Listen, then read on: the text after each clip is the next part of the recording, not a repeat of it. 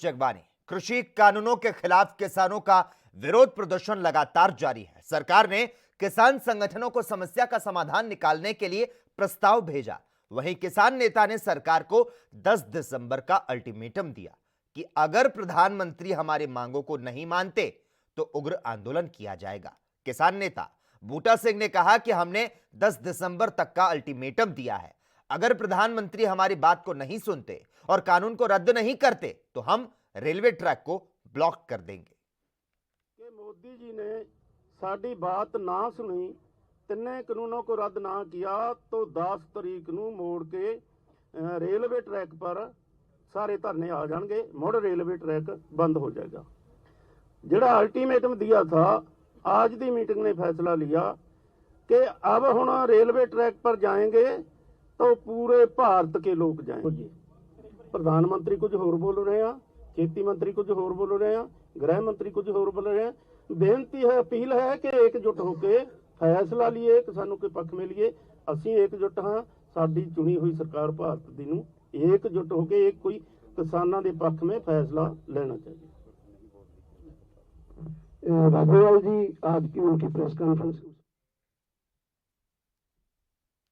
कृषि कानूनों को लेकर बीजेपी की सहयोगी पार्टी रही अकाली दल ने लगातार मोर्चा खोला हुआ है और इसी कड़ी में अकाली दल के अध्यक्ष सुखबीर बादल ने बीजेपी को चेतावनी देते हुए कहा कि हम चाहते हैं कि केंद्र सरकार पंजाब की शांति को भंग करने की कोशिश ना करे, लेकिन केंद्र सरकार ऐसा कर रही है। तो साथ ही उन्होंने पश्चिम बंगाल में जेपी नड्डा के काफिले पर हुए हमले को लेकर प्रतिक्रिया दी।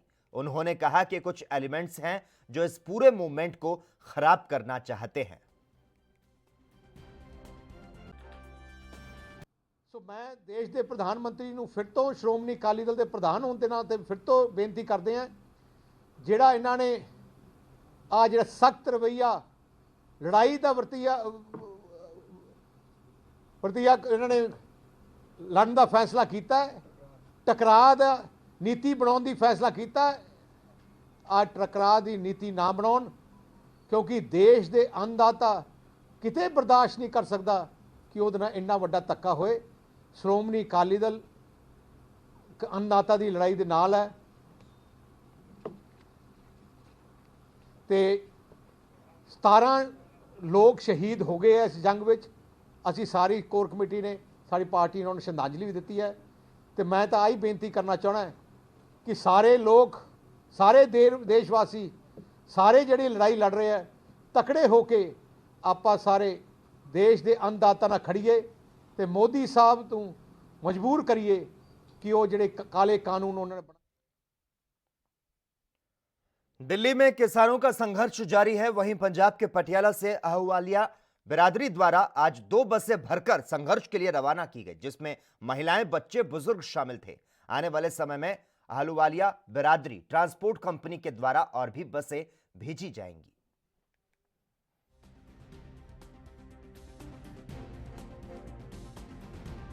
किसान यूनियन के अंदोलन के असी पूरी अहलुवालिया बरादरी नाल हजूम इकट्ठा होकर दिल्ली जा रहे हैं जी। तो साड़ियाँ बसां ये आंदियां भी जाणगियां ते जांदियां भी रहणगियां, फ्री सेवा है जी। ये किवें लोकां नूं पता लगे कि तुसीं बस जा रहे हो, किहड़ी जगह तो जांदी कि नहीं जांदी? असीं गुरुद्वारा साहब भी अनाउंसमेंट की है जी, तो पहला फेसबुक पर भी पाया हुआ जी भी जिन्हें भी जाना है फ्री सेवा हैगी है साडी ये दिल्ली जाण दी। पिछले कई दिनों से दिल्ली में किसान कृषि कानूनों को रद्द करवाने के लिए सर्दी में डटे हुए हैं। उनके साथ बुजुर्ग हैं, महिलाएं हैं, नौजवान और बच्चे हैं। आपको बता दें कि कृषि कानूनों को लेकर सरकार के बीच चल रही बातचीत जो है वो टूट चुकी है और अब धरना प्रदर्शन लंबा चलने की बातें कही जा रही है। उधर इस बात को लेकर पंजाब में तैयारियां जो है वो शुरू हो चुकी है। महिलाएं, नौजवान और बच्चों के लिए गर्म कपड़े बनाने में लगी हुई है, जिसमें जैकेट, स्वेटर, टोपी और जुराबें शामिल हैं। महिलाओं की यह मुहिम दिल्ली में डटे किसानों को सर्दी से बचाने के लिए है और अब लगातार उनके लिए दिल्ली में गर्म कपड़े भेजे जा रहे हैं। ਅਸੀਂ ਦੇਖਦੇ ਹਾਂ ਬਸ ਸਾਡੇ ਬੰਦੇ ਸਾਰੇ ਬੱਚੇ ਠੰਡ 'ਚ ਬੈਠੇ ਨੇ, ਉੱਥੇ ਮੁੰਡੇ ਸਾਰੇ ਠੰਡ 'ਚ ਬੈਠੇ ਨੇ, ਬਹੁਤ ਠੰਡ ਪੈਂਦੀ ਉੱਤੋਂ। ਘਰੇ ਅਸੀਂ ਆਪ ਸੰਭਾਲਦੇ ਹਾਂ ਕੰਮ ਵੀ। ਹੁਣ ਤਾਂ ਹੀ ਕੋਟੀਆਂ ਸਵੈਟਰ ਸਾਰੇ ਬੁਣ ਕੇ ਭੇਜੀ ਜਾਂਦੇ ਹਾਂ, ਬੂਟ ਜਰਾਬਾਂ ਸਭ ਭੇਜੀ ਜਾਂਦੇ ਹਾਂ। ਉੱਥੇ ਬੱਚੇ ਠੰਡ 'ਚ ਬੈਠੇ ਨੇ ਇਹ ਇੱਕ ਦੇ ਲਈ ਨਹੀਂ, ਸਾਰੇ ਲਈ ਹੈ ਵੀ ਸਾਡੇ ਤਿੰਨੇ ਕਾਨੂੰਨ ਤਿੰਨੇ ਰੱਦ ਹੋਣੇ ਚਾਹੀਦੇ। तो ਜਿਹੜੇ ਕਿਸਾਨ ਨੇਗੇ ਉਹ ਦਿੱਲੀ ਜਾ ਕੇ ਬੈਠੇ ਨੇ ਹੁਣ ਆਪਣੇ ਹੱਕ ਲੈਣ ਵਾਸਤੇ, ਤੇ ਹੁਣ ਵੀ ਉਹਨਾਂ ਨੂੰ 15 ਦਿਨ ਹੋ ਗਏ ਹੋਣਗੇ ਵੀ ਉੱਥੇ ਬੈਠਿਆਂ ਨੂੰ, ਠੰਡ ਦੇ ਵਿੱਚ ਬੈਠੇ ਨੇਗੇ। ਤੇ ਹੁਣ ਜਿਹੜਾ ਇਹ ਬਹੁਤ ਜ਼ਿਆਦਾ ਲੰਬਾ ਪ੍ਰੋਸੀਜਰ ਜਾਊਗਾ ਜਿੱਥੋਂ ਤੱਕ ਲੱਗਦਾ, ਤੇ ਹੁਣ ਜਿਹੜੀ ਹੌਲੀ ਹੌਲੀ ਜਿਹੜੀ ਠੰਡ ਆ ਉਹ ਵਧੀ ਜਾਊਗੀ, ਤੇ ਉਹਨਾਂ ਨੂੰ ਠੰਡ ਕਰਕੇ ਕੋਈ ਵੀ ਪਰੇਸ਼ਾਨੀ ਨਾ ਆਵੇ। ਵੀ ਅਸੀਂ ਉੱਥੇ ਆਪਣਾ ਸਹਿਯੋਗ ਦੇਣ ਦੀ ਕੋਸ਼ਿਸ਼ ਕਰ ਰਹੇ ਹਾਂ ਵੀ ਇੱਥੋਂ ਉਹਨਾਂ ਨੂੰ ਮਤਲਬ ਕਿ ਸਵੈਟਰ ਵਗੈਰਾ ਬੁਣ ਕੇ ਅਸੀਂ ਇਹੀ ਚਾਹੁੰਦੇ ਆ ਵੀ ਉੱਥੇ ਕਿਸੇ ਨੂੰ ਪਰੇਸ਼ਾਨੀ ਨਾ ਆਵੇ।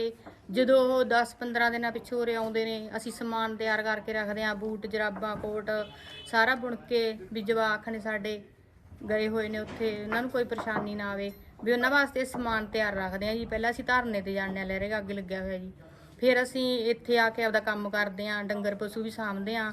ਮੇਰੇ ਘਰ ਵਾਲਾ ਗਿਆ ਹੋਇਆ ਜੀ, ਉਹ ਅੰਗਹੀਣ ਹੈ, ਉੱਥੇ ਵੀ ਸੱਟਾਂ ਵੱਜ ਰਹੀਆਂ ਨੇ ਜੀ ਉਹਦੇ। ਫਿਰ ਵੀ ਸੰਘਰਸ਼ ਲੜ ਰਹੇ ਆ ਜੀ ਅਸੀਂ ਮਗਰ ਨਹੀਂ ਮੁੜਨ ਵਾਲੇ। ਅਸੀਂ ਤਿੰਨੇ ਕਾਨੂੰਨ ਰੱਦ ਕਰਾ ਕੇ ਹਟਾਂਗੇ। ਜੇ ਮੋਦੀ ਨੂੰ ਐ ਹੋਵੇ ਵੀ ਇਹ ਉਰੋਂ ਹੀ ਵਗ ਜਾਣਗੇ, ਹੁਣ ਹਰਿਆਣਾ ਵੀ ਸਾਡੇ ਨਾਲ ਜੁੜ ਗਿਆ। ਇਹ ਜਿਹੜੇ ਤੁਸੀਂ ਆ ਕੁੱਟਿਆ ਸਵੈਟਰ ਬੁਣਦੇ ਹੋ, ਇਹ ਇਕੱਲੇ ਆਪਣੇ ਘਰ ਵਾਲਿਆਂ ਵਾਸਤੇ ਬੁਣਦੇ ਹੋ ਜਾਂ ਮਤਲਬ ਉੱਥੇ ਜਿੰਨੇ ਵੀ ਹੈਗੇ? ਨਾ ਜੀ, ਸਾਰਿਆਂ ਵਾਸਤੇ। ਇਹ ਹਰਿਆਣੇ ਵਾਲੇ ਭਾਈ ਸਾਡੇ ਨੇ, ਉਹ ਵੀ ਸਾਡੇ ਵੀਰ ਨੇ, ਕਿਸਾਨ ਵੀਰ ਨੇ, ਉਹਨਾਂ ਵਾਸਤੇ ਵੀ ਨੇ। ਬੀਬੀਆਂ ਮਾਤਾ ਬੈਠੀਆਂ ਨੇ ਉੱਥੇ, ਸਾਡੀਆਂ ਸੱਸਾਂ ਬੈਠੀਆਂ ਨੇ ਜੀ। ਅਸੀਂ ਉਹਨਾਂ ਵਾਸਤੇ ਵੀ ਬੂਟ ਬੁਣ ਭੇਜ ਰਹੇ ਹਾਂ ਜੀ ਉਰੋਂ, ਕੋਟੀਆਂ ਬੂਟ, ਕਿਸੇ ਮਰਜ਼ੀ ਦੀ ਲੋੜ ਹੋਵੇ ਜਿਹਨੂੰ ਉਹ ਲੈ ਸਕਦਾ ਉੱਥੋਂ ਹੀ, ਕੋਈ ਹੈ, ਚਾਹੇ ਪੰਜਾਬ ਦਾ, हरियाणा ਦਾ, कोई। उत्तर प्रदेश के फतेहपुर में आज सपा कार्यकर्ताओं ने अखिलेश यादव के आह्वान पर जिले में किसान अधिकार यात्रा निकाली। बिनकी तहसील इलाके में सैकड़ों सपा कार्यकर्ताओं ने भैंस के आगे बीन बजाकर किसानों के समर्थन में जमकर विरोध प्रदर्शन किया और इस दौरान सपा कार्यकर्ताओं ने सरकार के खिलाफ नारेबाजी की। वहीं विजयपुर ब्लॉक इलाके में सपा कार्यकर्ताओं ने किसान आंदोलन के समर्थन में साइकिल यात्रा निकाली। समाजवादी पार्टी के पूर्व जिला अध्यक्ष रामेश्वर दयाल ने बताया कि राष्ट्रीय अध्यक्ष अखिलेश यादव के आह्वान पर किसान आंदोलन के समर्थन में किसान अधिकार यात्रा निकाली गई। सरकार को जगाने के लिए भैंस के आगे बीन बजाकर किसानों के समर्थन में विरोध प्रदर्शन किया गया।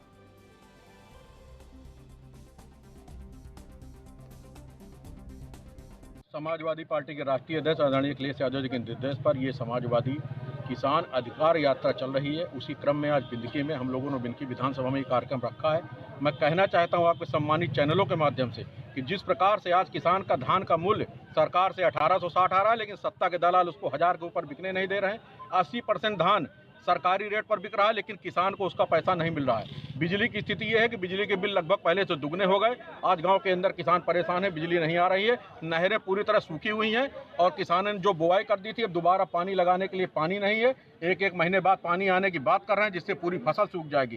ये अखिलेश यादव जी का निर्देश है कि जिस प्रकार से किसानों के साथ उत्पीड़न किया जा रहा है, छुट्टा जानवर खेत चले जा रहे हैं, जिस प्रकार से महिलाओं के साथ उत्पीड़न पिछली सरकार से 4 गुना है, और जिस प्रकार से समाजवादी पेंशन जैसी शानदार योजना बंद कर दी गई, ये चिंता का विषय। 108 एम्बुलेंस जो है, आपको बताना चाहते हैं कि 40% गाड़ियां खड़े सड़ रही हैं। जिस सेवा को चलाया अखिलेश जी ने, व्यवस्था की अखिलेश जी ने, ये केवल उसकी गाड़ियों का मेंटेनेंस नहीं करा। चंडीगढ़ में पंजाब कांग्रेस के 3 विधायकों की तरफ से अपने कुछ कार्यकर्ताओं के साथ आज पंजाब भाजपा के दफ्तर के आगे रोष प्रदर्शन किया गया।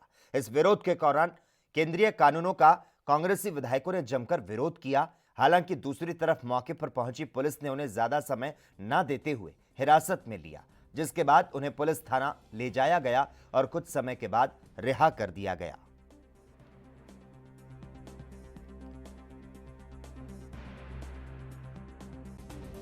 ਸਿੰਬੋਲਿਕ ਪ੍ਰੋਟੈਸਟ ਕੀਤਾ ਕਿਉਂਕਿ ਕੱਲ ਦਾ ਫੈਸਲਾ ਜਿਹੜਾ ਕਿਸਾਨਾਂ ਨੇ ਲਿਆ ਦਿੱਲੀ ਬਾਰਡਰ ਦੇ ਉੱਤੇ ਵੀ ਉਹਨਾਂ ਨੇ ਇਹ ਗੱਲ ਕਹੀ ਸੀ ਵੀ ਜਿੱਥੇ ਵੀ ਬੀਜੇਪੀ ਦੀ ਸਰਕਾਰ ਦੇ ਨੁਮਾਇੰਦੇ ਨੇ, ਕੋਈ ਮੰਤਰੀ ਹੈ, ਕੋਈ ਐਮਐਲਏ ਹੈ, ਕੋਈ ਉਹਨਾਂ ਦੇ ਆਰਗੇਨਾਈਜੇਸ਼ਨ ਦੇ ਬੰਦੇ ਨੇ, ਉਹਨਾਂ ਦੇ ਦਫ਼ਤਰ ਨੇ, ਉਹਨਾਂ ਨੂੰ ਘੇਰੋ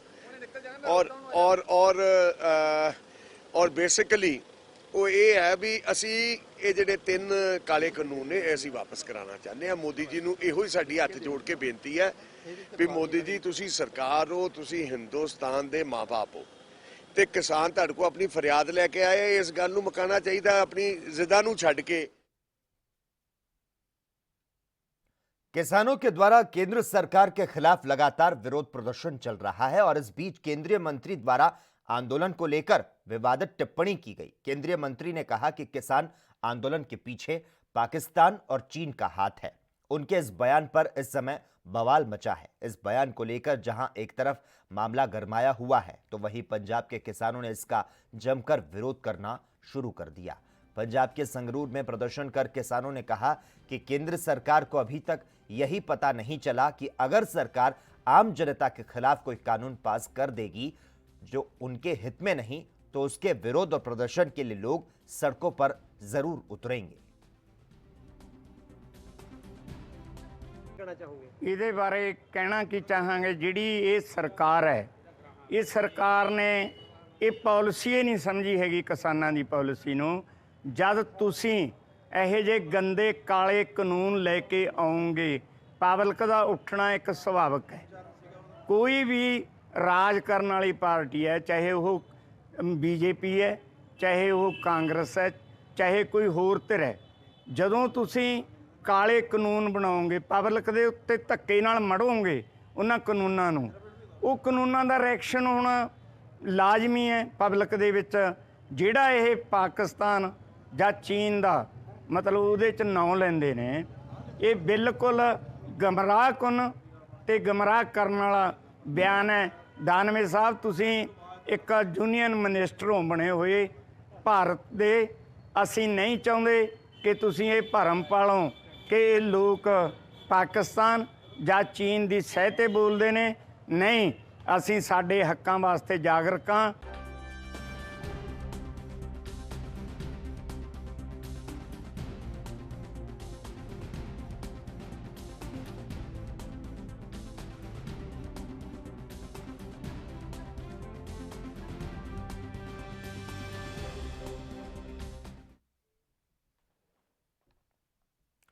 कृषि कानूनों को लेकर किसान सिंधु बॉर्डर पर डटे हुए हैं और उन्हें हर वर्ग से पूरा सहयोग मिल रहा है। लेकिन कुछ लोग ऐसे भी हैं जो अपनी नौकरी को छोड़कर किसानों के प्रदर्शन में शामिल होने के लिए आए हैं। ऐसे ही एक सरकारी अफसर से हमारे संपादक जगतार सिंह भुल्लर ने बातचीत की, जिन्होंने राजस्थान के उदयपुर में अपनी नौकरी को छोड़कर किसानों के प्रदर्शन में शामिल होने का निर्णय लिया। डॉक्टर साहब, पहले तो अपना नाम और कौन से डिस्ट्रिक्ट में, कौन से हॉस्पिटल में आप एज ए एसओएम काम कर रहे हैं? मैं उदयपुर राजस्थान से आया हूँ। यहाँ से लगभग 740 किलोमीटर दूर है और मैं वहाँ सीएससी बड़गांव में एसएमओ इंचार्ज था। वहाँ से क्या वजह रही कि आप 700 किलोमीटर चल के आए और यहाँ सिंघू बॉर्डर पे आ गए? नहीं, मेरे मन में जो जिस तरह के मैं न्यूज़ देख रहा था कि किसान सड़कों पे हैं, अन्नदाता सड़कों पे है, तो मेरे मन में बड़ी पीड़ा हो रही थी कि मैं कुछ मेडिकल फैसिलिटी अपनी तरफ से अवेलेबल कराऊं उनको। तो मेरी सीएल एप्लीकेशन भी ड्यू पड़ी हुई थी। साल के एंड में सबकी सीएल एप्लीकेशन ड्यू होती है, तो मैंने सीएल एप्लीकेशन दी कि मैं 1 लाख रुपए की मेडिसिन अपनी सैलरी से लेके और किसान आंदोलन में जाना चाहता हूँ। तो उन्होंने इसको रिफ्यूज़ कर दिया। मैंने 5 दिन की उनसे सीएल मांगी थी, तो उन्होंने रिफ्यूज़ कर दिया कि आप कारण को चेंज कर दीजिए। तो मैंने कारण चेंज नहीं किया और उन्होंने सीएल मुझे दी नहीं, तो मुझे स्वैच्छिक सेवानिवृत्ति या वीआरएस लेना पड़ा। एक और बात है कि जो विपक्ष है, विपक्ष में कांग्रेस पार्टी और कांग्रेस पार्टी की राजस्थान में सरकार है, तो वहाँ एक सरकारी डॉक्टर जो उच्च रैंक पे है, वो किसानों की पीड़ा समझ रहा है। राहुल गांधी साहब भी किसानों की पीड़ा को लेकर बड़े इंसाफ दिलाने की बात करें, तो आपकी गवर्नमेंट को वो 3 शब्द इतने दुखी क्यों हुए? ये बहुत अच्छा मौका राहुल जी की सरकार ने खो दिया है। ये इस समय एक अच्छा मैसेज दे सकते थे। उस समय कह सकते थे हाँ आप किसान आंदोलन में जाइए, लेकिन वहाँ आंदोलन का हिस्सा मत बनना, चिकित्सा सेवा दीजिए, आप डॉक्टर हैं, सेवा दीजिए। और मेरे को परमिशन दे देते। मेरे को परमिशन देने के बाद शायद इस बॉर्डर के, राजस्थान बॉर्डर के कई चिकित्सक, कई डॉक्टर्स और आने को तैयार हो जाते हैं। क्योंकि जब मैं वहाँ से निकलने लगा तो इतने लोगों ने मुझे फ़ोन किया, सर हमारे पास से ये ले जाओ। किसी ने मेरी गाड़ी में लाके कंबल रख दिए, किसी ने कहा कि आप मेरे से चेक ले जाओ, कोई डॉक्टर ने आके दवाइयाँ रख दी। और जने मैं यदि टाइम मिलता, यदि मुझे टाइम पे परमिशन देते थे, तो 10-15 गाड़ियाँ यहाँ पे दवाइयों से भर के आती। तो आप तो नेशन सेवियर हैं, तो यहाँ आपको पता होगा, लग गया होगा कि यहाँ 10-12 जो किसान आए थे वो शहीद हो गए, मारे गए हैं, मर गए हैं। तो लगता नहीं गवर्नमेंट को जो फ़र्ज़ था वो कहीं ना कहीं आपकी राजस्थान की सरकार वो फ़र्ज़ निभा नहीं पाई? आपको परमिशन लेने की ज़रूरत नहीं थी, डॉक्टरों को भेज देना चाहिए। हाँ, इनको करना चाहिए था। कई वृद्ध लोग थे जिनको ठंड की, कई जवान भी थे, ठंड की वजह से कई मौतें हुई है। तो यदि इस टाइम पे पूरी चिकित्सा व्यवस्था मिल जाती तो शायद ये न हो पाता। ऐसे निर्णय हो जाते तो ये राजस्थान की कांग्रेस सरकार के लिए बहुत बड़ा मौका था। तो अभी आपकी वैसे सर्विस कितनी पड़ी हुई है? अभी मेरी 8 साल की सर्विस बाकी है। तो मतलब आप इससे एसओ में से सिविल सर्जन भी बन सकते हैं, डायरेक्टर बन सकते नहीं, मैं डायरेक्टर की पोस्ट तक जा सकता था। CMHO और जॉइंट डायरेक्टर की पोस्ट पे तो मैं अभी भी जा सकता था। 2 प्रमोशन मैंने फोरगो किए हैं पहले ही। तो मन में मलाल तो होगा कि यार ये मैं डायरेक्टर भी बन सकता, हर एक का होता है, सपना होता है कि मैं डायरेक्टर रिटायर हूँ, बॉडी एक स्टेट लेवल की पोस्ट है। ना, मलाल तो इसका होता है यदि मैं इस आंदोलन में आने से चूक जाता तो ज़िंदगी भर मलाल रहता। ये मौका दोबारा नहीं आने वाला। तो घर में किसी को बताया, फैमिली में कौन कौन है? नहीं, मेरी वाइफ है, गायनेकोलॉजिस्ट है, 3 बेटियां हैं मेरी, MBBS कर रही है और दूसरी इंजीनियरिंग कर रही है, तीसरी बेटी छोटी है, 8th क्लास की है। घर में किसी फैसला लेने से पहले घर में किसी को नहीं बताया। तो वो लगता नहीं आपको फैसले पे फिर आपको गौर करना चाहिए? ना, अब तो फैसला हो गया है, अब तो मैं इसको एंजॉय कर रहा हूँ। अब ये तो उन लोगों को सोचना है जो यहाँ नहीं आ पाए कि वो कितनी बड़ी चीज़ से चूक गए हैं। तो आपका उन्होंने रेजिग्नेशन एक्सेप्ट कर लिया? अभी मुझे कुछ पता नहीं है, मैं जाऊँगा उसके बाद मेरे को ये सस्पेंड भी कर सकते हैं, APO भी कर सकते हैं और बुरा भी कर सकते हैं। क्या होगा ये मुझे कुछ पता नहीं है, लेकिन मेरे को उसकी चिंता नहीं है। अभी मैं उसकी चिंता नहीं कर रहा हूँ। तो आप अपने फैसले पे डटे हुए हैं? मैं अपने फैसले पे डटा हुआ हूँ और मैं यहाँ पे रहने का समय भी बढ़ा सकता हूँ। आपने 5 दिन की मांगी थी CL, आपने नौकरी छोड़ दी, तो अब जब तक ये आंदोलन जारी रहेगा तब तक रहेंगे? मैं कोशिश करूँगा, यदि सब कुछ सही चलता रहा। मैंने मेरे दूसरे जो आपके हमारे ट्रॉली में पड़ोसी बन गए हैं अब लोग, उनसे मैंने कहा यदि आंदोलन करवट बदलता है, कुछ बीमारी होती है या कुछ इस तरह की घटना होती है तो फिर मेरा फ़र्ज बन जाएगा, फिर समय सीमा नहीं देखी जाएगी। फिर मेरे को चाहे महीना भर रुकना पड़े, 2 महीना रुकना पड़े, फिर समय सीमा नहीं देखी जाएगी। अभी आपका मेडिकल कैंप चल रहा है? हाँ, मेरी गाड़ी में दवाइयाँ हैं, मेरी सारी सीटें उसमें मैंने हटा रखी है और कैंप चला रहा हूँ। तो दवाइयाँ खत्म होगी तो ATM निकालेंगे पैसे, फिर दवाई ले आएंगे? मैं चेक बुक भी लाया हूँ, ATM भी लाया हूँ, सब लाया हूँ और कई लोगों ने मुझे कैश भी दिया हुआ है जो वो यहाँ से परचेज भी करूँगा। तो किस हिसाब से यहाँ लोग आ रहे, खांसी या कोल्ड या कैसे? मेन तो ये जुकाम के, सर्दी जुकाम के, इस तरह के थकान के, इस तरह के मरीज आ रहे हैं। BP नपाने भी आते हैं जिनके कई जने BP की गोलियाँ घर पे भूल के आ गए हैं और यहाँ आ जाते हैं तो उनको BP की गोली दे देते हैं BP नापने के बाद में। इस तरह के मरीज ज़्यादा आ रहे हैं। डॉक्टर साहब, दिल्ली में एक अन्ना हज़ारे आंदोलन हुआ था, अब एक किसानों का आंदोलन जो देश का आंदोलन बन चुका, कैसे देखते हैं? नहीं, दोनों में तो फ़र्क तो बड़ा है, फ़र्क बड़ा है। उस आंदोलन को खड़ा किया गया था, अन्ना द्वारा खड़ा किया गया था, ये तो जनता ने खड़ा किया है। ये आंदोलन युवा किसानों ने खड़ा किया है। इसका कोई नेता नहीं है, नेता बाद में है, इसमें जनता पहले, किसान पहले है। वो अन्ना हजारे ने खड़ा किया था, वो उसने 3-4 जनों को बनाया और फिर उन्होंने लोगों को जोड़ा, फिल्म स्टार्स को जोड़ा, उसको जोड़ा। इसमें जनता खड़ी हुई है, बाद में फिल्म स्टार और जो लोग सेलिब्रिटीज़ आ रही है वो सब बाद में आ रही है। हम जैसे तो सब बाद में जुड़ने वाले लोग हैं। जनता सबसे बड़ी है इसमें, जनता ही इसकी लीडर है।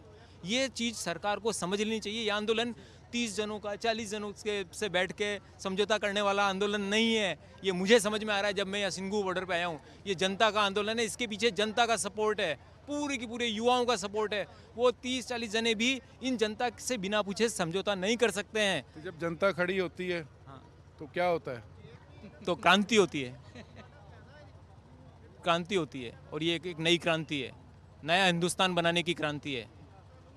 यहाँ न कोई भेदभाव है, न कोई ऊंच नीच है, न जाति है, न धर्म है, न लड़ाई है, न झगड़ा है। शांतिपूर्ण आंदोलन है, एक नया हिंदुस्तान है। युवाओं को देखना चाहिए, पूरे देश के युवाओं को देखना चाहिए इस आंदोलन में शामिल होकर। तो आपको लगता है कि देश का नौजवान जाग गया, किसान जागे, कुछ ना कुछ बदलाव होगा? बदलाव हुआ है, पंजाब से इसकी शुरुआत हुई है। हमारी तरफ MSP को समझते नहीं थे, आप लोग समझते हैं, हरियाणा वाले समझते हैं MSP क्या होता है, इतना मूल्य मिलना चाहिए, आपके यहाँ मंडियाँ पूरी सिस्टमेटिक है। अब सब पूरा देश MSP को भी देख रहा है, ये MSP क्या भला है, ये हमें भी मिलनी चाहिए। बिहार वाला भी सोच रहा है MSP, राजस्थान वाला भी सोच रहा है MSP क्या है, पूरा देश जाग रहा है। इसके लिए पंजाब हरियाणा के युवाओं को मैं बधाई देना चाहिए, उन्होंने शुरुआत उन्होंने ली है, बहुत बड़ा कदम उठाया है। आज भी सरकार के कई मंत्री कहते हैं कि जो किसान है इनके पीछे चाइना और पाकिस्तान है। नहीं, ये सब झूठ है। यहाँ आके देखें, 2-3 दिन सड़क पे सो के देखें, पता लग जाएगा चाइना है या पाकिस्तान है। जब गरीब का बच्चा सुबह सुबह सड़क पे झाड़ू निकालता है तब क्या चाइना आके झाड़ू निकालता है? जिसके पास जो सक्षम है 2 जने को रोटी देने का पैसा है तो वो 2 जने को रोटी खिलाता है। गरीब आदमी झाड़ू लगा रहा है। सब अपने अपने हिसाब से काम करके आंदोलन चला रहे हैं। कौन क्या सो रहा है? कोई सब मैं सड़क पे नहा रहा हूँ, मैं वहाँ पे नहा रहा हूँ, पाकिस्तान नहीं ला रहा है, चाइना नहीं ला रहा है। हर बात में चाइना पाकिस्तान को लाना ठीक नहीं है। ये देशभक्तों का आंदोलन है, अन्नदाता का आंदोलन है, किसानों का आंदोलन है, युवा किसानों का आंदोलन है। वो कह रहे देशभक्ति तो बीजेपी के पास है। ना देशभक्ति किसके पास है? इसके लिए अपन को किसी का सर्टिफिकेट की जरूरत नहीं है। किसी के सर्टिफिकेट की जरूरत नहीं है। देशभक्त जो यहाँ सब हैं वो सब देशभक्त हैं। वो कोई देश से गद्दारी नहीं कर रहे हैं। सबको इतना सही तरीके से गांधीवादी सिद्धांत से आंदोलन चल रहा है, क्या ये देशभक्त नहीं है? वो तो कह रहे कि किसान जिद पेड़े हुए हैं, हमने तो बहुत सारी अमेंडमेंट कर दी हैं, किसान मान नहीं रहे। अमेंडमेंट किसी चीज़ को बना दो, फिर उसमें अमेंडमेंट करो। किसान से पूछ के बिल बनाया होता। किसान को जो चीज़ चाहिए ही नहीं वो उसको दे क्यों रहे हो? स्वामीनाथन आयोग की रिपोर्ट को लागू करो। वो किसान को चाहिए था, वो तो किया नहीं। एक नया कानून, कोरोना में जब सब काम बंद है, आप इस कानून को क्यों ला रहे हो? अच्छा, आपका किसानी के साथ कोई कंसर्न है? नहीं, किसानी तो देखिए, आप किसी की भी पीढ़ी में जाएंगे, 1 पीढ़ी 2 पीढ़ी जाके हर का बाप दादा किसान ही निकलेगा। हम सब किसानों की संतान है। और क्या हम कोई टाटा अंबानी की संतान थोड़ी हैं? 1-2% लोग होंगे वैसे, बाकी हम सब किसी की भी 1 पीढ़ी 2 पीढ़ी पीछे जाइए, सब आंदोलन में जमीन वाले भी आए और जमीर वाले भी आए, तो आप वो जो जमीर वाले? नहीं, जमीर अब ये तो आपको डिसाइड करना है मैं क्या हूँ। अच्छा, एक और बात जी डॉक्टर साहब, आज इस आंदोलन में आए, भविष्य में अगर आंदोलन ऐसे होते रहे तो वहाँ डॉक्टर साहब मिलेंगे? जरूर मिलूंगा। आगे सियासत में जाने का इरादा तो नहीं? ना, सियासत में जाने का इरादा बिल्कुल नहीं है। देखिए, ये जमीर की बात होती है, सियासत से कोई लेना देना नहीं है इसका। ये अपने जमीर की बात होती है। ये ऊपर वाले को मुंह दिखाने वाली बात होती है। यदि मैं इस आंदोलन में नहीं आता तो मैं ऊपर वाले को क्या मुंह दिखाता? ये उसकी बात होती है। MLA MP क्या होता है? ये उसकी बात है, ऊपर वाले की बात है। बहुत शुक्रिया डॉक्टर राजस्थान। और सब तो वड्डी गल है कि इत्थे जमीनां वाले भी ते जमीरां वाले भी है, इत्थे फसलां वाले भी है ते नस्लां वाले भी है। तो जब फसल और नस्ल तबाही ते होवे तो इस करके किसान जागया, देश का नौजवान जागया। ये सेंटर सरकार ने फैसला करना कि जब जमीनां वाले भी ते जमीरां वाले लोग जागते हैं, फिर सरकारां दे तख्ते पलटन लग्या। वही केंद्रीय कृषि मंत्री नरेंद्र सिंह तोमर ने पीसी करते हुए कहा कि किसानों के हित में कानून बनाया गया है। उन्होंने कहा कि MSP पर लिखित आश्वासन देने के लिए तैयार हैं। किसान संगठन सरकार के प्रस्ताव पर विचार करें और इस पर केंद्रीय मंत्री रामदास अठावले ने सरकार का पक्ष रखा। लगता है कि 5-6 बार मतलब जो किसान नेता है उनके साथ सरकार की तरफ से बात हुई है। हमारे नरेंद्र सिंह तोमर जी जो एग्रीकल्चर मिनिस्टर है वो लगातार उनके साथ संपर्क में है। अमित भाई ने भी मतलब उनके साथ चर्चा की है। राजनाथ सिंह जी भी मतलब संपर्क में है। तो मुझे लगता है कि ये कानून पीछे ले लो, ये मांग ठीक नहीं है। इसमें कुछ सुधार करने की अगर सरकार की तैयारी है तो किसान संगठनों ने मानने की आवश्यकता है और इसमें से मार्ग निकालने के लिए सरकार तैयार है। सरकार किसानों के विरोध में नहीं है और इसीलिए मुझे लगता है कि किसान नेताओं ने दोबारा गंभीरता से विचार करने की आवश्यकता है। उनको आंदोलन करने का अधिकार है, लेकिन लोगों को ज़्यादा तकलीफ देना अच्छी बात नहीं है।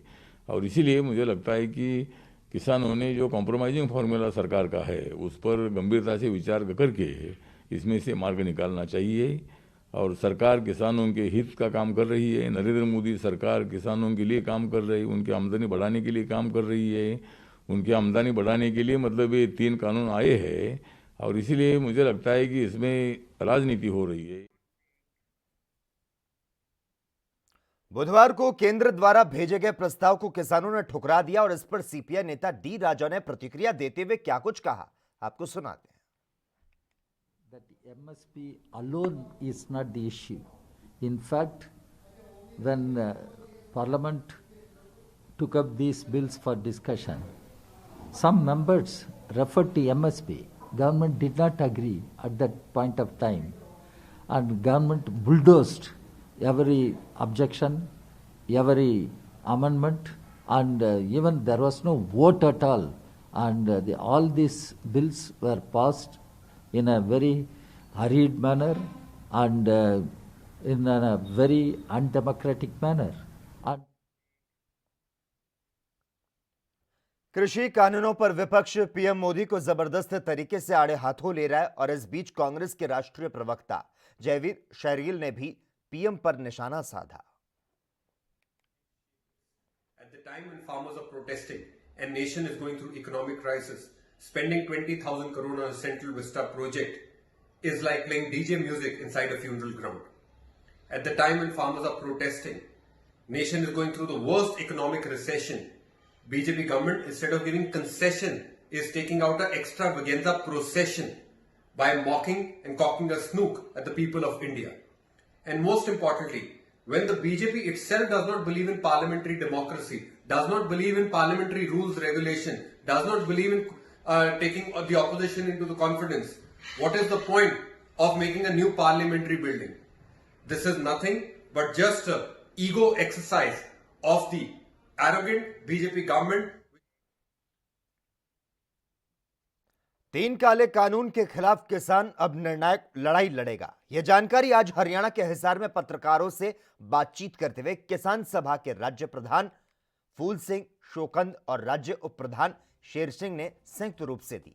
किसान नेताओं ने बताया कि काले कानूनों के विरोध में देश भर का किसान एकजुट हो चुका है। संघर्ष के लिए जो भी फैसला अखिल भारतीय किसान समन्वय समिति ले रही है, पूरे देश में किसान उसी तरह आंदोलन कर रहा है।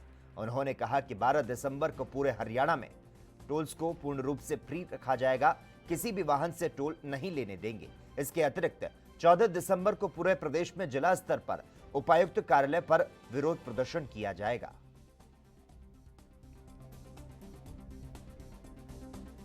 कि आज जो किसानों का आंदोलन है वो एक चरम सीमा पर पहुंच रहा है और ये आंदोलन भी खास तौर पे इस बात को लेकर है कि केंद्र की सरकार ने जो 3 काले कानून बनाए हैं, मोदी जी उनको कहता है कि किसान की आज़ादी है और देश का किसान कहता है कि देश की बर्बादी है।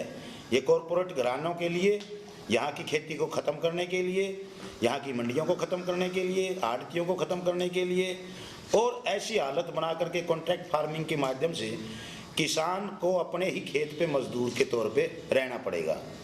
और ये पूरे देश के किसानों की बात समझ में आ गई, जबकि भारतीय जनता पार्टी के लोग अब भी कुछ प्रचार कर रहे हैं जिनको ज्ञान नहीं, ना खेती के बारे में जानकारी है, ना वो खेती करते हैं, ना उनको मालूम है। उनके सलाहकार भी ऐसे हैं।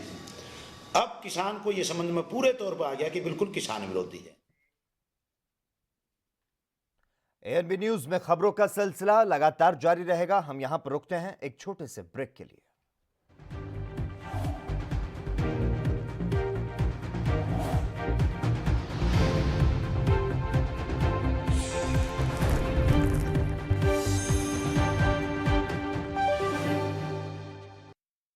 भूपेश बघेल सरकार के विकास हितैषी फैसलों से छत्तीसगढ़ नए मकाम गढ़ता जा रहा है। कोरोना संकट के बावजूद जीएसटी कलेक्शन में बढ़ोतरी, लॉकडाउन में सर्वाधिक स्टील उत्पादन का रिकॉर्ड, एमएसएमई प्रमोशन एवं डेवलपमेंट में छत्तीसगढ़ देश में नंबर 2। छत्तीसगढ़ में 464 से ज्यादा स्टार्टअप्स को मिली मान्यता। छत्तीसगढ़ को best emerging startup ecosystem state घोषित किया गया। छत्तीसगढ़ की नई औद्योगिक नीति बनाते वक्त ही हमारा लक्ष्य स्पष्ट था कि हमें कोर सेक्टर उद्योगों के साथ साथ कृषि आधारित उद्योगों और वैश्विक तकनीकी आधारित उद्योगों की भी स्थापना और विकास करना है। स्पंज आयरन एवं स्टील सेक्टर के उद्योगों के लिए विशेष पैकेज घोषित। कोर सेक्टर उद्योगों को पूरे राज्य में विद्युत शुल्क छूट। छत्तीसगढ़ राज्य खाद्य प्रसंस्करण मिशन की अवधि 31 अक्टूबर 2024 तक बढ़ाई गई। भूजल के औद्योगिक उपयोग के लिए निर्धारित जल दरों में कमी। एमएसएमई को स्थायी पूंजी निवेश अनुदान की सुविधा। उद्योगों के लिए 15 दिन में भूमि का डायवर्जन। किसानों को स्थानीय स्तर पर ही समुचित मूल्य दिलवाने के लिए धान और गन्ने पर आधारित जैव ईंधन बायो इथेनॉल के उत्पादन को उच्च प्राथमिकता श्रेणी में शामिल किया गया। 2 साल के भीतर भूपेश बघेल सरकार के नेतृत्व में छत्तीसगढ़ ने जिस तरह संभावनाओं के द्वार खोले हैं, वो पूरे देश को राह दिखा रहा है। लखनऊ से लेकर चंडीगढ़ तक, मुंबई से लेकर रायपुर तक, क्या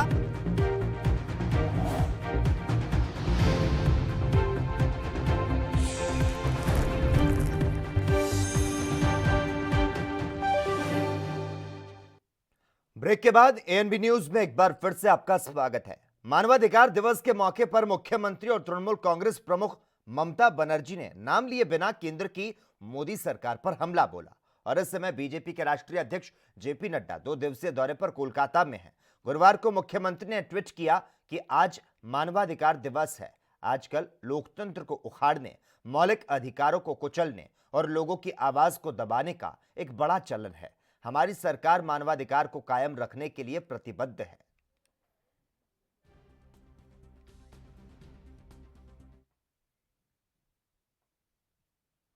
पश्चिम बंगाल में तृणमूल कांग्रेस के कथित कार्यकर्ताओं ने गुरुवार को बीजेपी के राष्ट्रीय अध्यक्ष जेपी नड्डा के काफिले पर हमला किया।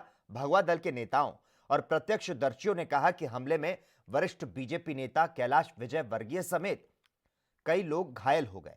एक और प्रदेश की मुख्यमंत्री ममता बनर्जी ने इस पूरे घटनाक्रम को बीजेपी का नाटक करार दिया, तो वहीं दूसरी ओर गृह मंत्री अमित शाह ने राज्यपाल से इस मामले की रिपोर्ट मांगी है। इसके साथ ही घटनाक्रम को लेकर नाराज नड्डा ने हमले को अभूतपूर्व करार दिया और आरोप लगाया कि राज्य में कानून व्यवस्था की स्थिति पूरी तरह से चरमरा चुकी है और यह गुंडा राज में तब्दील हो गया है। वहीं पूर्व बीजेपी अध्यक्ष अमित शाह ने अपने ट्वीट में कहा कि तृणमूल शासन में बंगाल अत्याचार, अराजकता और अंधकार के युग में जा चुका है।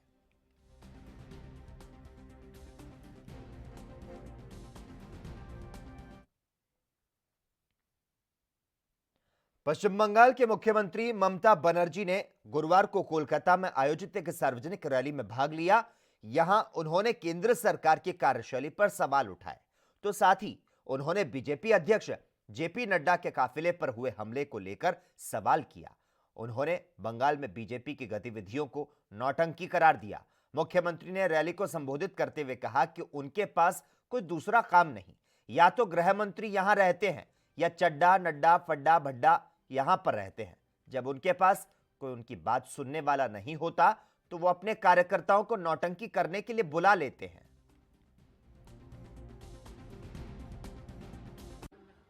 প্রতিদিন যেন আর কোনো পার্টি প্রোগ্রাম করবে না, কোনোদিন একটা চিফ মিনিস্টার চলে আসছে, কাজ নেই তো কিছু, লোকের কাজ করে না, কোনোদিন হোম মিনিস্টার চলে আসছে, কোনোদিন ওই আরেকটা মিনিস্টার চলে আসছে, কোনোদিন চাড্ডা, নাড্ডা, ফাড্ডা, ভাড্ডা, গাড্ডা সব চলে আসছে একটা করে, আর তারা একা প্রোগ্রাম করবে আর কেউ করবে না। আর যেদিন তারা প্রোগ্রাম করবে, লোক যদি না আসে তাহলে নিজে সাজিয়ে রাখবে যাতে নটঙ্কি করে ন্যাশনাল নিউজে ভালো করে দেখায় দেখো আমায় মেরেছে। আরে তোমার পেছনে 50। हिमाचल के सीएम जयराम ठाकुर ने बीजेपी के राष्ट्रीय अध्यक्ष जेपी नड्डा पर पश्चिम बंगाल में हुए पथराव की घटना की कड़े शब्दों में निंदा की। सीएम ने कहा कि पश्चिम बंगाल में ममता के गुंडा राज का अंत करना अब जरूरी हो गया है। आने वाले चुनाव में बंगाल की जनता इसका जवाब जरूर देगी। ममता बनर्जी को इस गुंडा राज की बड़ी कीमत चुकानी पड़ेगी। बहुत ही दुर्भाग्यपूर्ण घटना घटित हुई है वेस्ट बंगाल में। लोकतांत्रिक व्यवस्थाओं को वहां पर तहस नहस कर दिया गया है। गुंडा राज वहां पर चल रहा है और भारतीय जनता पार्टी देश की नहीं दुनिया की सबसे बड़ी पार्टी और उस पार्टी के राष्ट्रीय अध्यक्ष के ऊपर हमला करना, पथराव करना और गाड़ी को नुकसान पहुंचाने की कोशिश करना, इसकी कड़े शब्दों में हम निंदा करते हैं। और मैं इस बात को कह सकता हूं कि ममता बनर्जी ने जिस प्रकार का ये कृत्य किया है, इस विधानसभा के चुनाव, जो आगामी विधानसभा के चुनाव वहां पर जो आने वाले हैं, इसमें उसको भुगतान करना पड़ेगा। जमीन खिसकती नजर आ रही है। बौखलाहट में इस प्रकार की हरकतें वो एक नहीं अनेक। बीजेपी अध्यक्ष जेपी नड्डा के काफिले पर हमले के मामले पर सियासत गरमाई हुई है और इस बीच तमाम प्रतिक्रियाओं की कड़ी जो है उसमें बीजेपी नेता मिहिर गोस्वामी ने इस मामले की निंदा की। भारतीय सभापति बीजेपी सम्मानीय जेपी नड्डा जी का प्रोग्राम था डायमंड हार्बर में 24 परगना। उनका जाने का टाइम में उनका कन्वॉय का ऊपर तृणमूल का गुंडा लोगों ने पुलिस का एकांश का सहयोगिता लेके जैसा आक्रमण किया, ये मालूम होता है बंगाल में कोई डेमोक्रेसी अभी नहीं है। आज ये लज्जा का बात है, बांग्ला सहनशील বাংলা धर्मनिरपेक्ष, बांग्ला संस्कृति मननशील, इसी बंगाल में जब तृणमूल का गुंडा राज चल रहा है, इसके कैलाश विजयवर्गीय पर पश्चिम बंगाल में हुए पथराव को लेकर बीजेपी में गुस्से की लहर है और इसी कड़ी में मध्य प्रदेश के इंदौर में बीजेपी कार्यकर्ताओं ने ममता बनर्जी के खिलाफ नारेबाजी की और उनका पुतला जलाया। इस मौके पर बीजेपी के विधायक रमेश मेंदोला भी मौजूद रहे।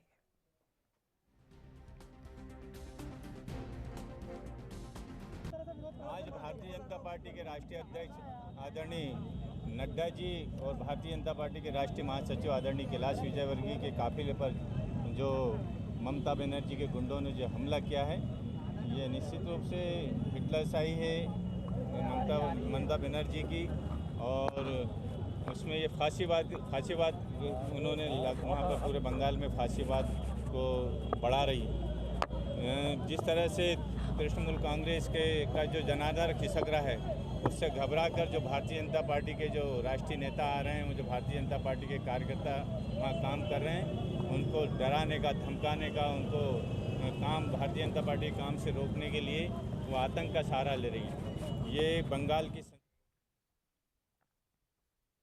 पश्चिम बंगाल के 24 परगना जिले में जाने के दौरान डायमंड हार्बर इलाके में बीजेपी के राष्ट्रीय अध्यक्ष जेपी नड्डा के काफिले पर पत्थर फेंके गए। इस घटनाक्रम पर जबरदस्त तरीके से सियासत हो रही है। इस मामले पर आइए सुनाते हैं आपको केसी त्यागी और राशिद अलवी का बयान। नेताओं की सुरक्षा की गारंटी राज्य सरकार की है। ममता सरकार को उनकी सुरक्षा के बंदोबस्त करने चाहिए। देखिए, मैं कहूँगा कि लोकतंत्र के अंदर हिंसा की कोई जगह नहीं है।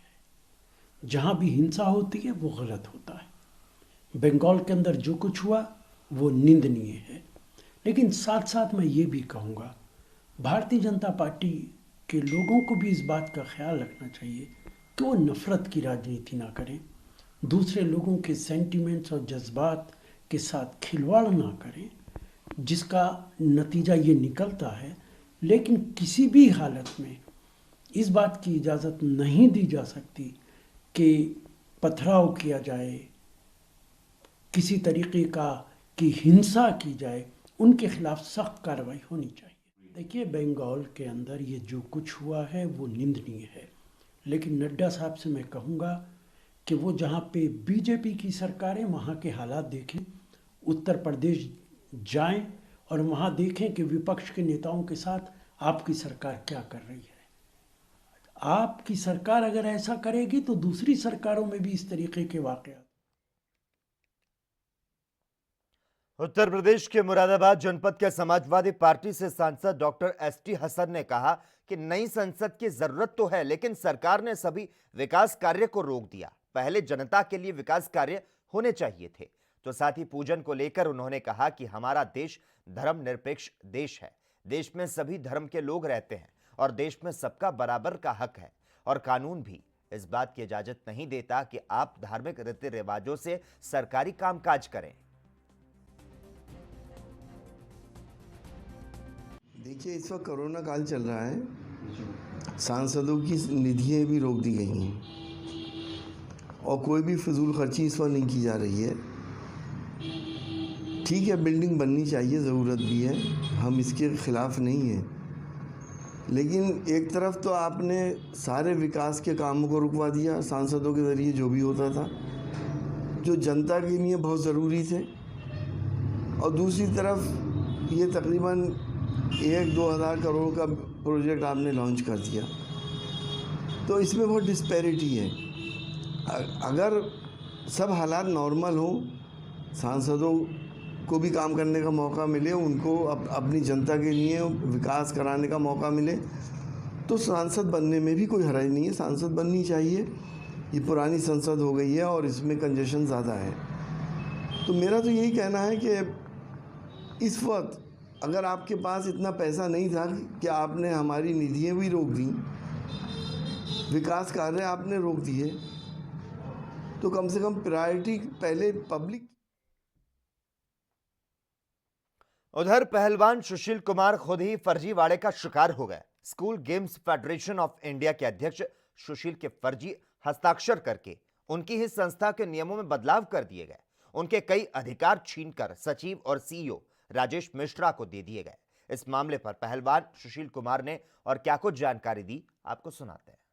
जब मुझे 12 तारीख को भारत सरकार से पत्र मिला कि आप SGFI में ये चीज़ें हैं, ये इशू हैं, इन पे आप शीघ्रता से देखें और उसमें जो भी उचित कार्रवाई आपके माध्यम से होती है वो करें।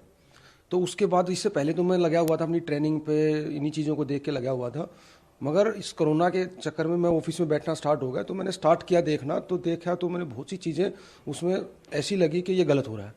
फिर मैंने धीरे धीरे बाईलॉज को देखा, आपने जो SGFI का बाईलॉज होता है, तो उसमें मेरे फर्जी साइन, फोर्ज किए हुए साइन हैं। तो जब मैंने अपने सेक्रेटरी से पत्र से पूछा तो जवाब नहीं दे रहा कि मैं तो बीमार हूँ। फिर मैंने अपने ट्रेजरार से पूछा, उसके भी साइन थे, उन्होंने लिख के दे दिया कि नहीं, ये मेरे साइन नहीं है। फिर हमारे कार्यकारिणी अध्यक्ष से मैंने पूछा, सोपाल जी से, कि आपके भी साइन नहीं है, तो उन्होंने भी मेरे को बोला कि ये मेरे साइन है ही नहीं। उन साइनों जो कर रखे हैं उनसे ये फ़ायदा बाईलॉज में उन्होंने चेंज किया है कि एक सीईओ की पोस्ट क्रिएट कर ली और प्रेसिडेंट और सेक्रेटरी की सारी पावर सीईओ। कश्मीर के उच्च पहाड़ी क्षेत्रों में बर्फबारी तो निचले क्षेत्रों में कई जगह बारिश के बाद ठंड बढ़ती जा रही है। पहलगाम में बर्फबारी का मजा ले रहे पर्यटकों ने कहा कि वे मूलतः जम्मू के रहने वाले हैं, लेकिन अब राजस्थान शिफ्ट कर चुके हैं। बच्चों ने कभी बर्फ नहीं देखी थी, तो इस वर्ष मन बना रखा था कि बच्चों को बर्फ पड़ते ही दिखानी है। पिछले दिनों जब हिमपात हुआ तो वे नहीं आ पाए, लेकिन इस मंगलवार को पहलगाम पहुंचते बर्फबारी का मौसम बनने लगा था। रात को जब बर्फबारी हुई तो बच्चों ने खूब मजा किया। कल गुलमर्ग जाने की योजना है। कश्मीर के उच्च पहाड़ी क्षेत्रों में बर्फबारी और निचले क्षेत्रों में बारिश के बाद पूरे जम्मू कश्मीर में अधिकतम तापमान में गिरावट दर्ज की गई, जबकि बादल छाए रहने के कारण न्यूनतम तापमान में बढ़ोतरी रिकॉर्ड की गई।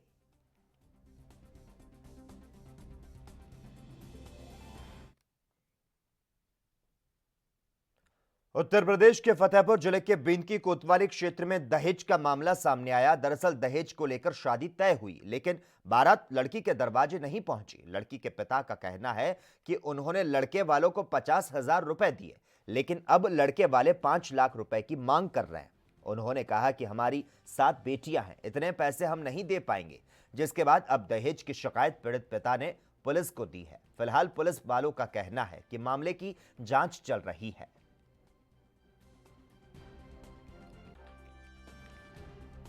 लड़के का नाम सिद्धू है और बाप का नाम राम गोपाल है सर। और सर पहले भी मैंने जो है परीक्षा में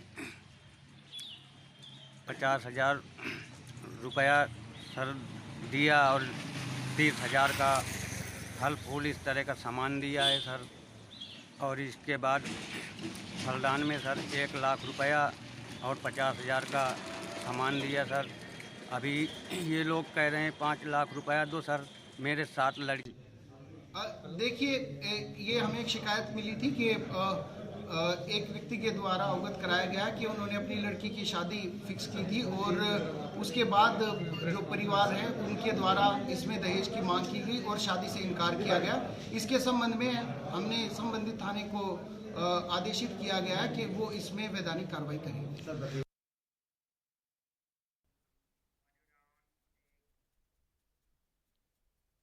राजस्थान के प्रतापगढ़ में कांग्रेस की इंदिरा देवी जिला प्रमुख के पद पर चुन ली गई है। गुरुवार को जिला कलेक्ट्रेट परिसर में हुए मतदान में कांग्रेस की इंदिरा देवी को 10 सदस्यों का समर्थन मत मिला। वहीं बीजेपी की ओर से जिला प्रमुख पद के उम्मीदवार हेमंत मीणा को कुल 6 मत मिले, जबकि 1 सदस्य का मत खारिज हो गया।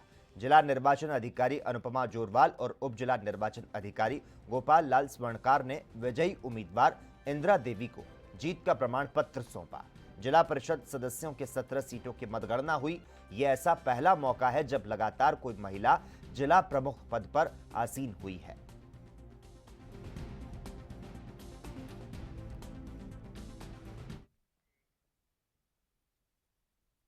हिमाचल के नाहन में सेवानिवृत्त एचआरटीसी कर्मचारियों की एक बैठक जिला मुख्यालय में आयोजित की गई। इस बैठक में जहां कर्मचारियों ने अपनी समस्याओं को लेकर मंथन किया, वहीं लॉकडाउन के दौरान नियमित रूप से सेवानिवृत्त कर्मचारियों को पेंशन देने के लिए कर्मचारियों ने प्रदेश सरकार का आभार जताया, तो साथ ही लंबित पड़े एरियर का जल्द भुगतान करने की मांग भी प्रदेश सरकार से उठाई। मीडिया से बात करते हुए एचआरटीसी सेवानिवृत्त कर्मचारी रमेश धीमान ने बताया कि सरकार ने सेवानिवृत्त कर्मचारियों के लिए कोरोना काल के दौरान खर्चों का अतिरिक्त दबाव होने के बावजूद पेंशन नियमित रूप से जारी रखी, जिससे कर्मचारियों को किसी तरह की वित्तीय समस्या का सामना नहीं करना पड़े। कर्मचारियों ने इसके लिए सरकार का आभार जताया। आज हमारी बैठक लगभग 7-8 महीने के बाद, मार्च के बाद पहली बार हुई है और ये बैठक हम सरकार का धन्यवाद करने के लिए आज हमने की है और हम सरकार का धन्यवाद करते हैं कि लॉकडाउन के समय में सरकार के ऊपर इतना बर्डन होने के बावजूद भी वो हमें रेगुलर हर माह पेंशन दे रही है। इसके लिए हम सरकार के बहुत बहुत शुक्रगुजार हैं। और यहाँ पर हमने सभी कोविड का पूरा ध्यान रखा हुआ है, सभी लोग मास्क लगा के बैठे हैं, सभी ने सैनिटाइजर किया हुआ है और सभी हेल्थ का ध्यान रखते हुए हिमाचल के प्रदेश बीजेपी अध्यक्ष और शिमला संसदीय क्षेत्र के सांसद सुरेश कश्यप ने कहा कि हिमाचल प्रदेश में आगामी पंचायत राज चुनाव को लेकर भाजपा पूरी तरह से तैयार है। चुनावी मैदान में पार्टी विचारधारा से जुड़े लोग ही उतारे जाएंगे। प्रदेश भाजपा अध्यक्ष सुरेश कश्यप नाहन में मीडिया को संबोधित कर रहे थे। मीडिया से बात करते हुए प्रदेश भाजपा अध्यक्ष सुरेश कश्यप ने कहा कि पंचायत और नगर निकाय चुनाव के राज्य में कभी भी घोषणा हो सकती है।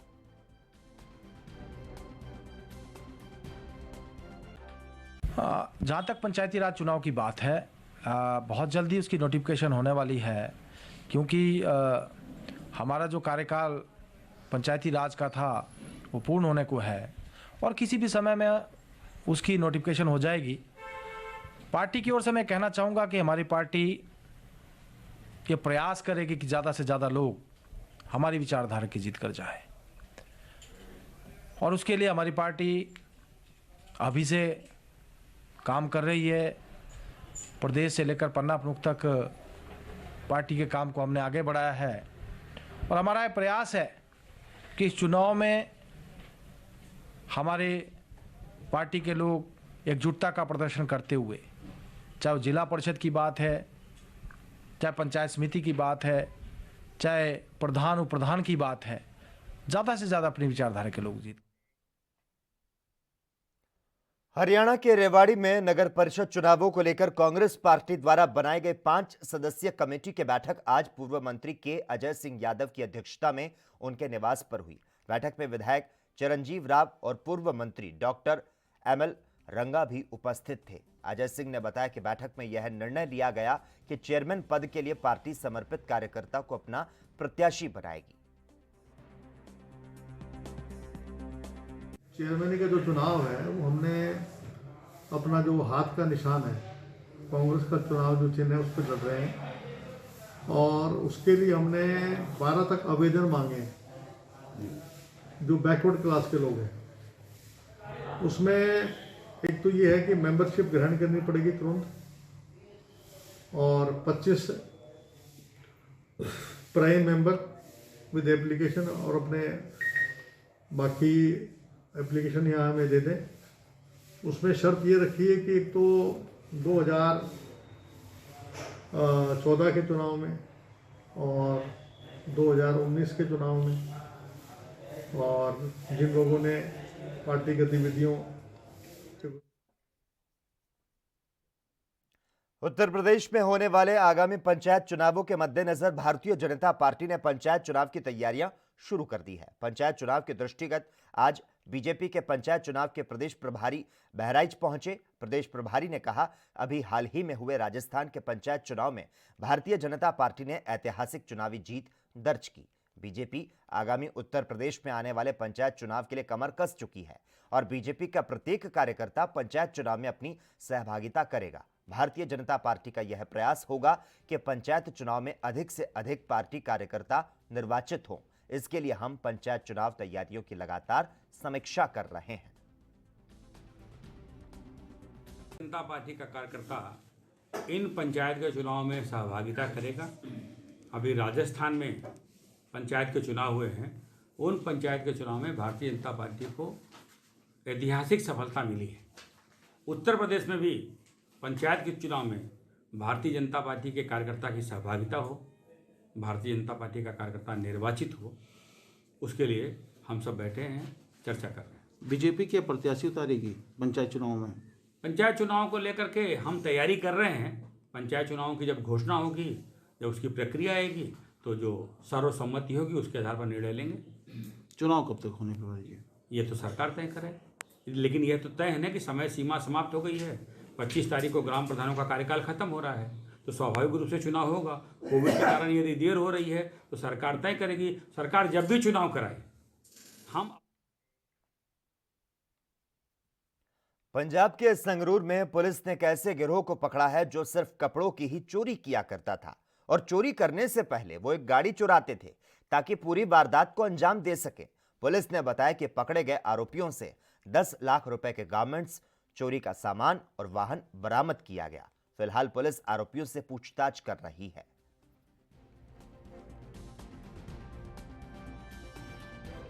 ਇਹ ਇੱਕ ਗੈਂਗ ਆਪਰੇਟ ਕਰ ਰਿਹਾ ਸੀ ਜਿਹੜਾ ਕਾਫੀ ਸਮੇਂ ਦੇ ਵਿੱਚੋਂ ਕਾਫੀ ਸਾਰੇ ਜ਼ਿਲ੍ਹਿਆਂ ਦੇ ਵਿੱਚ ਰੈਡੀਮੇਡ ਗਾਰਮੈਂਟਸ ਦੀ ਦੁਕਾਨ ਨੂੰ ਟਾਰਗੇਟ ਕਰਦਾ ਸੀਗਾ। ਇਹਦੇ ਵਿੱਚ ਜਲੰਧਰ ਦੇ ਵਿੱਚ ਵੀ ਵਾਰਦਾਤ ਹੋਈ ਹੈਗੀ ਹੈ, ਲੁਧਿਆਣਾ ਦਿਹਾਤੀ ਦੇ ਵਿੱਚ ਵੀ ਵਾਰਦਾਤ ਹੋਈ ਹੈ ਤੇ ਸਾਡੇ ਸੰਗਰੂਰ ਦੇ ਵਿੱਚ ਵੀ ਵਾਰਦਾਤ ਹੋਈ ਹੈ। ਕੁਝ ਵਹੀਕਲ ਵੀ ਚੋਰੀ ਹੋਏ ਸੀ ਉਸ ਤੋਂ ਪਹਿਲਾਂ, ਤੇ ਉਹ ਇੱਕ ਆਪਾਂ ਉਹ ਚੇਨ ਬਣ ਕੇ ਸਾਰੇ ਜਿਹੜੇ ਹੈਗੇ ਉਹ ਕੇਸ ਹੁਣ ਸੋਲਵ ਹੋਏ ਨੇ, ਜਿਨ੍ਹਾਂ ਵਿੱਚ ਕਿ ਵਹੀਕਲ ਜਿਹੜੇ 2 ਚੋਰੀ ਹੋਏ ਸੀਗੇ ਉਹ ਵੀ ਰਿਕਵਰ ਹੋ ਗਏ ਨੇ, ਤੇ ਇਸ ਤੋਂ ਇਲਾਵਾ ਜਿੰਨਾ ਵੀ ਸਮਾਨ ਚੋਰੀ ਹੋਏ ਸੀ ਗਾਰਮੈਂਟਸ ਸਾਡਾ। बरनाला में 4 दिसंबर से लापता युवक के कत्ल का मामला सामने आया। पुलिस ने लापता 20 वर्षीय सनी की हत्या होने की पुष्टि की। इस बारे में मृतक के परिजनों ने बताया कि सनी को उसका दोस्त काम के सिलसिले में घर से लेकर गया, लेकिन अब तक वो घर नहीं लौटा। इसकी शिकायत उन्होंने थाने में दर्ज करवाई। इसी संबंध में पुलिस ने जानकारी देते हुए बताया कि लापता सनी की हत्या हो गई है और उन्होंने 4 लोगों से पूछताछ की है।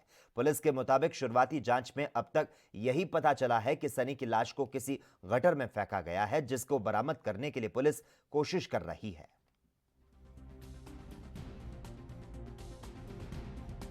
ये 4 तारीख को लापता हुआ था जी। इन्होंने 4 बजे बुलाया था, मेरे पास फ़ोन आया था जी।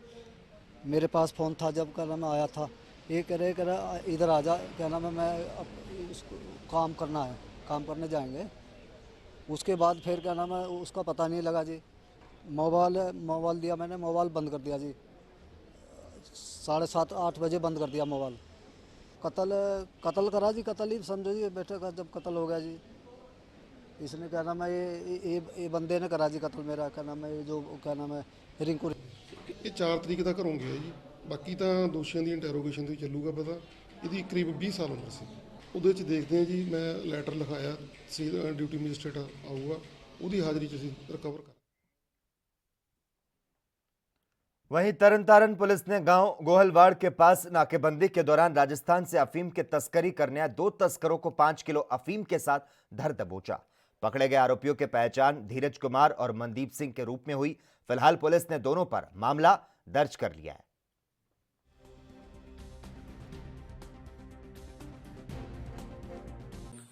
ਜਿਹੜਾ ਧੀਰਜ ਕੁਮਾਰ ਇਹਦੇ ਸੋਨੂ ਆ, ਇਹਦੇ ਖਿਲਾਫ ਪਹਿਲਾਂ 6-7 ਮੁਕੱਦਮੇ ਜਿਹੜੇ ਆ, ਇੱਕ 302 ਤੇ ਵੱਖ-ਵੱਖ ਧਾਰਾਵਾਂ ਦਾ ਦਰਜ ਆ। ਇਹ ਅਪਰਾਧੀ ਕਿਸਮ ਦਾ ਵਿਅਕਤੀ ਆ ਤੇ ਇਹਨਾਂ ਕੋਲ ਹੋਰ ਵੀ ਕਾਫੀ ਖੁਲਾਸੇ ਹੋਣ ਦੀ ਸੰਭਾਵਨਾ ਵਾ। ਇਹਨਾਂ ਦੋਵਾਂ ਦੇ ਕੋਲੋਂ 2.5 ਕਿਲੋ ਫੀਮ ਜਿਹੜੀ ਆ ਉਹ ਬਰਾਮਦ ਹੋਈ ਆ, ਜਿਸ ਦੇ ਸੰਬੰਧ ਵਿੱਚ ਥਾਣਾ ਸਿਟੀ ਮੁਕੱਦਮਾ number 302 under section 186185 NDPS act ਦਰਜ ਰਜਿਸਟਰ ਕੀਤਾ ਗਿਆ। ਵਿਅਕਤੀ ਗ੍ਰਿਫਤਾਰ ਕਰ ਲਿਆ ਗਿਆ ਜੀ। ਦੋਨੋਂ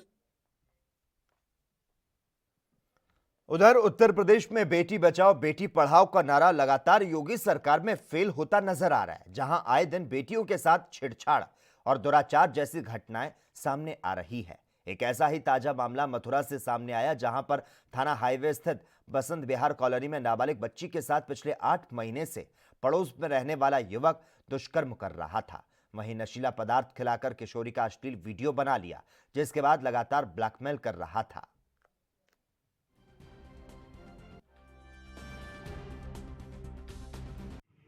दिनांक 9 दिसंबर को थाना हाईवे पर सायंकाल एक 16 वर्षीय किशोरी के द्वारा शिकायत दर्ज कराई गई कि उसके साथ एक पड़ोस के युवक जो पूर्व से उससे परिचित थे, उनके द्वारा विगत लगभग 10 माह से उसका शारीरिक व मानसिक शोषण किया गया, उसके साथ दुराचार किया गया।